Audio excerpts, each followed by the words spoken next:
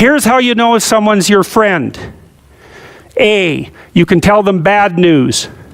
And they'll listen. They won't tell you why, you're stupid and why that bad thing happened to you and how something worse happened to them once and, derail the whole conversation. You can actually tell them bad news and they'll listen. So that's a good thing. And then this is a weirder thing. You can tell them good news and they'll help you celebrate.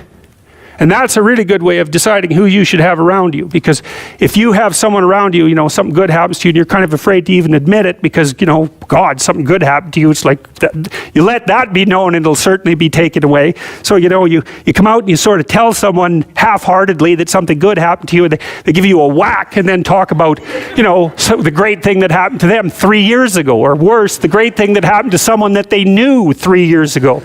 It's like, go away from that person. They're not helpful to you, and they're not helpful to themselves either.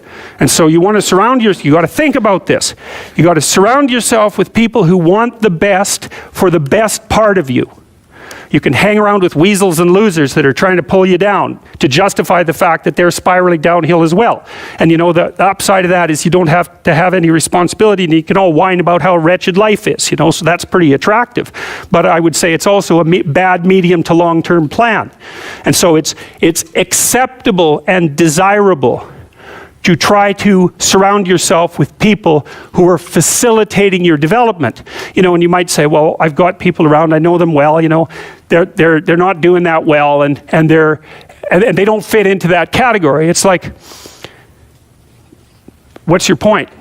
What are you going to do with them exactly? If they'll listen and cooperate with you and move towards a better future, great.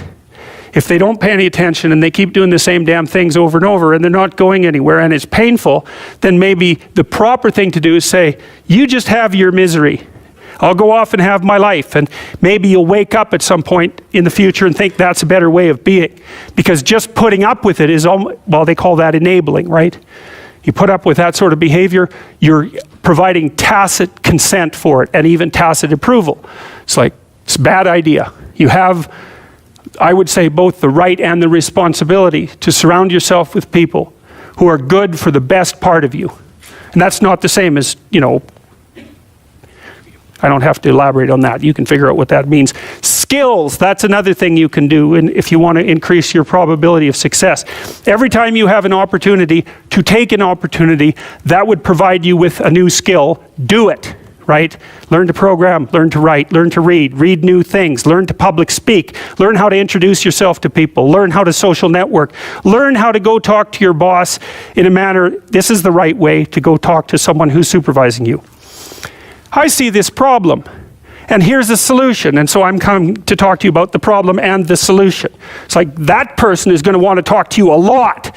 It's like because the other people they're talking to are going to come and say, I've got a problem. Can you do something about it? It's like they don't want to do something about it. They already got 50 things to do, So if you're the person who constantly brings forth a problem, even if they're accurate problems, why are they going to want to have you around? You're just another problem. Don't be a problem for the people who want to give you money. That's a good rule of thumb, man. If someone wants to give you money, then help them do that. And if they want to give you status and success, then help them do that, right?